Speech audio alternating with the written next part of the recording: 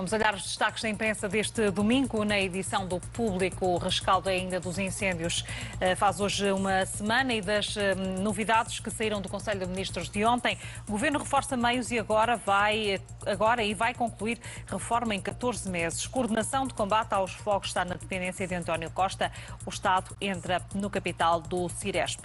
Eles só dormiram quando a chuva chegou. Uma reportagem sobre aquilo que aconteceu nas zonas mais atingidas pelos fogos de há uma semana está no P2, no Público deste domingo.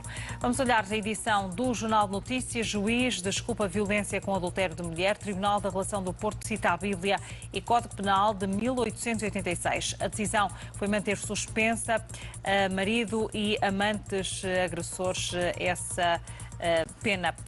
Jornal de Notícias a destacar também o futebol e a ressaca goleadora do Porto por 6-1 sobre o Paços de Ferreira.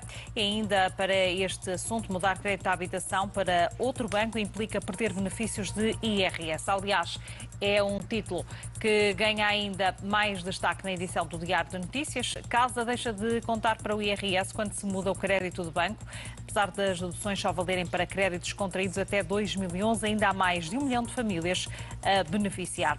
Dirigentes da Proteção Civil escolhidos por concurso, militares, gerem meios aéreos, são algumas das notas também em relação àquilo que está a mexer depois dos incêndios e que vai ser posto em prática pelo Governo.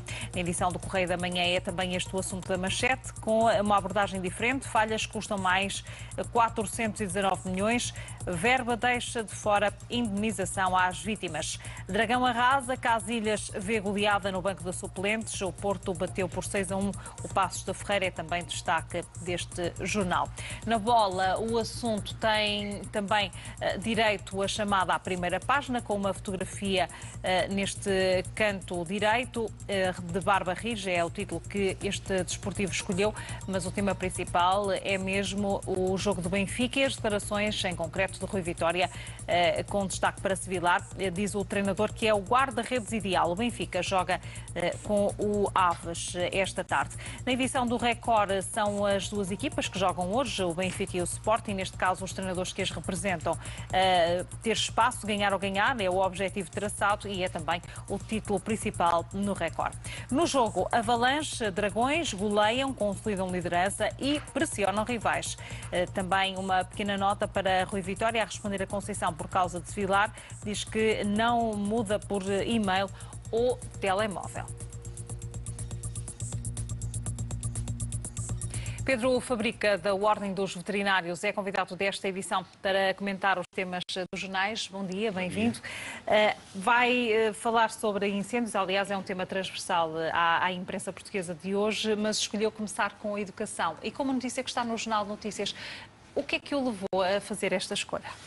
Eu resolvi escolher esta notícia, livros escolares pagos em novembro, para primeiro assinalar o facto de os municípios, as câmaras municipais serem cada vez mais ativas neste tipo de apoio social, mas uma vez que está relacionado com a educação e tem a ver com as primeiras fases, com o primeiro ciclo, o segundo ciclo, para chamar a atenção que seria cada vez mais importante que a nível curricular, sobretudo o primeiro ciclo, que houvesse algo relacionado como educar as crianças, como tratar os cuidados primários a ter com os animais, uma vez que isto vai melhorar a relação entre as crianças e os animais e também diminuir a médio e longo prazo o abandono ou a tentativa ou a negligência não informada relacionada por vezes com certos casos de animais que são vistos a nível de colegas médicos veterinários nas suas clínicas, mesmo animais que estão na rua. E qual é a sua convicção? Ainda se poderia fazer mais? Eu acho que se pode fazer mais, porque sem dúvida nenhuma a base de tudo é a educação. E se tivermos as crianças sensibilizadas sobre os cuidados básicos a ter, com as suas necessidades básicas de ter um animal de estimação, é sem dúvida nenhuma um grande avanço para que daqui a 1, 2 gerações tenhamos ainda mais cuidados com os animais, seja de companhia, seja de produção, a nível da sociedade portuguesa. Escolheu falar de um outro tema que nos remete para o desporto e para uma área em particular que os portugueses também conhecem, neste caso o mar. Mais mulheres, o triplo dos mares do Sul, é o que destaca esta edição do Diário de Notícias. O que é que esta notícia nos revela sobre a atual sociedade que temos? Eu escolhi esta notícia por dois pontos. Primeiro, porque os portugueses estão cada vez mais presentes a nível internacional e pelo valor Em diferentes modalidades também. Exatamente, quer a nível do mundo de trabalho, quer a nível do desporto. Ou seja, somos sem dúvida nenhuma um povo conhecido pela característica da adaptabilidade, resiliência e também conhecimento. E depois, o facto de até no desporto, e neste caso, já haver um número de cláusulas para mulheres. Eu acho que não deveria haver um número de cláusulas, acho que devia ser natural a inclusão das mulheres em toda esta perspectiva da sociedade, nomeadamente na profissão médico-veterinária, inclusive é maior número de mulheres neste momento médicas veterinárias do que homens. Portanto, é um exemplo.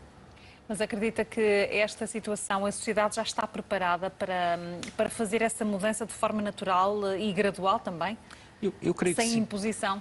Eu creio que sim. Obviamente também está sempre relacionado com a idade, com a imagem matriarcal que nas últimas gerações a mulher teve a nível de família. No entanto, eu acho que cada vez mais, quer pelas novas regulamentações laborais, etc., é possível que realmente as mulheres tenham exatamente o mesmo papel do que os homens. Portanto, acho que a igualdade é, sem dúvida nenhuma, algo que nos temos que bater.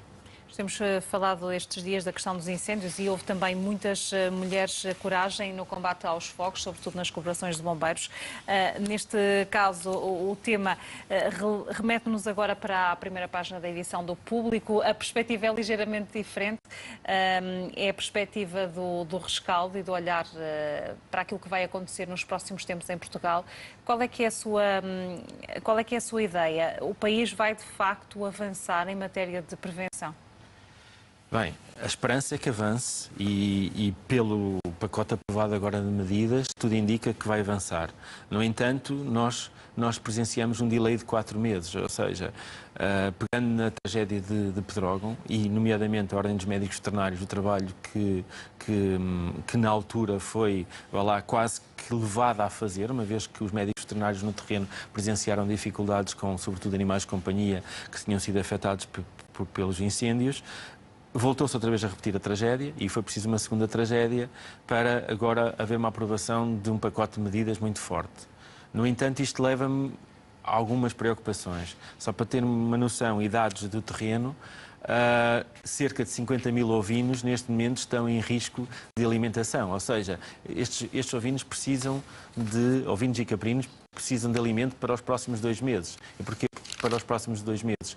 Porque toda a pastagem que foi destruída e as forragens que estavam armazenadas dos produtores não possibilita que este tipo de animais, que baseia-se essencialmente no pastoreio, não tenham acesso ao alimento em redor. Portanto, é necessário garantir que haja esta alimentação. E quem é que tem de fazer garante quem é que tem essa obrigação neste caso? Neste momento o Ministério da Agricultura anunciou disponibilizou uma verba para a alimentação. Nós, a Ordem dos Médicos Veterinários, temos estado a conduzir uma campanha de solidariedade, de angariação de alimentos. Aliás, já criaram uma conta? Uma conta solidária que foi criada na altura de Pedrógão e que foi reativada agora para os incêndios na Zona Centro. Neste momento temos cerca de 6 mil euros em donativos, mas só para ter uma noção, uma tonelada de alimento dá para alimentar cerca de 100 ovinos ou caprinos diários, de uma forma diária. O que significa que para alimentar estes 50 mil ovinos caprinos durante 2 meses é necessário 15 mil toneladas de alimento. Portanto, neste momento a Ordem conseguiu já donativos na casa dos 300 toneladas, o que significa que temos para alguns dias. No entanto, é preciso fazer um esforço muito grande e não esquecer e não deixar este assunto esquecido daqui a 1 ou 2 semanas, uma vez que deixa de ser uma novidade em nível de imprensa e compreende-se a linha editorial a nível de imprensa e que haja donativos pelo menos no próximo período de 1 a 2 meses. Explique-me se nesta intervenção que a Ordem pretende fazer também, com a recepção de donativos através da conta que foi criada ou reativada agora, tem havido também muitos pedidos de ajuda feitos diretamente à Ordem? Neste momento, a Ordem coordena, direta ou indiretamente, cerca de 50 médicos veterinários no terreno, ou seja, médicos veterinários municipais, que estão de debaixo da autarquia, médicos veterinários de associações de produtores e também alguns médicos veterinários relacionados também com as agrupações de defesa e de sanidade, ou seja, da DGAV.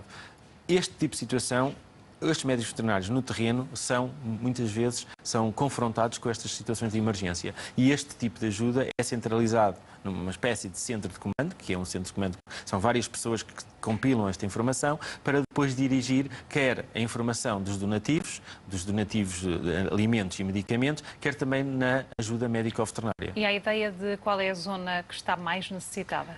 Basicamente toda a zona afetada pelos incêndios está. Porquê? Porque era uma zona, primeiro, 60% desta atividade a nível de animais de produção são de aves, ou seja, 55 pavilhões de aves